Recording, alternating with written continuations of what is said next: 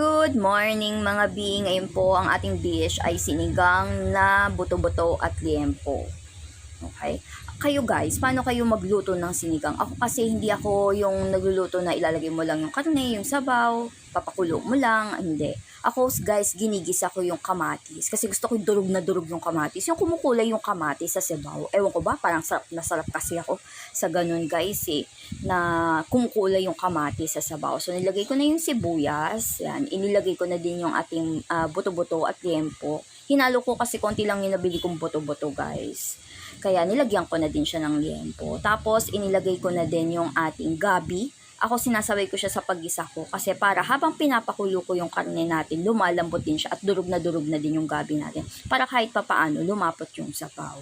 Yan. So habang pinapakulo natin, pinapalambot natin yung karne natin, durog na din yung ating gabi. Yan. Nilagyan ko siya ng patatas guys kasi ang aking baby loves ay gusto ang patatas. Nilagyan ko na yung sitaw. Tapos, sinigang mix. Konti lang yung gulay ko guys dahil ako lang ang kumakain ng gulay sa amin. Yan, nilagay ko na yung siling haba at yung kangkong. So, ganyan lang yung gulay ko guys. Wala akong ibang nilalagay dahil ako nga lang ang kumakain ng gulay sa at sayang. Ayan. So, ayan na ang ating sinigang guys. Promise, masarap siya, di ba? Mukhang masarap kapag may kahit paano parang kulay yung ating kamatis. Gusto ko talaga durog na durog eh.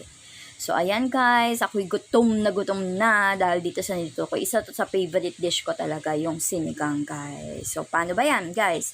Thank you for watching ha, and kain na po tayo. Goodbye mga B. Enjoy!